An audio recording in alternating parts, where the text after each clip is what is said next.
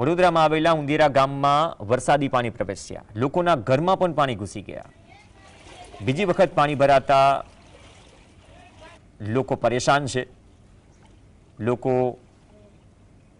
આ જ પરિસ્થિતિમાં રહેવા મજબૂર છે। હજુ સુધી આ જગ્યા પર કોઈ તંત્ર, નેતા કે પ્રતિનિધિ આવ્યું નથી। આ લોકોને કોઈ રહેવાની કે જમવાની વ્યવસ્થા પણ ન કરાઈ હોવાનો આક્ષેપ સ્થાનિકોનો છે। તો આ સ્થિતિમાં આ ગામના લોકો સમય પસાર કરી રહ્યા છે અને આ સ્થિતિમાં જ હાલાકી હજુ પણ કેટલા કલાકો સુધી રહેશે।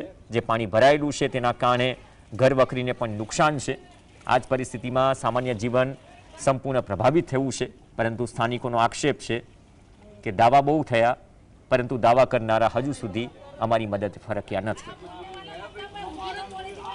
पहले ग्राम पंचायत में था तो पानी इतना भरता नहीं था। अब ये साल 2 साल से कॉर्पोरेशन में गया, इतना पानी भरा कि हमको खाने की भी मुसीबत, पानी की भी मुसीबत, संडास बाथरूम की भी मुसीबत।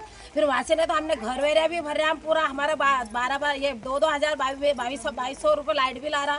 वहाँ से तो घर वेरा आ रहा, हम सब भर रहे। ना झाड़ू वाली आ रही तो भी झाड़ू वाली का रिचार्ज लगा रहे, वो भी भर रहे। ना खमला नहीं है हमारा, खमले पे लाइट नहीं है, वो भी भर रहे। हम फिर हमारे गली में लाइन में 2 एक हफ्ते में 2 बार पानी क्यों भर रहा? हमको इतनी परेशानी क्यों?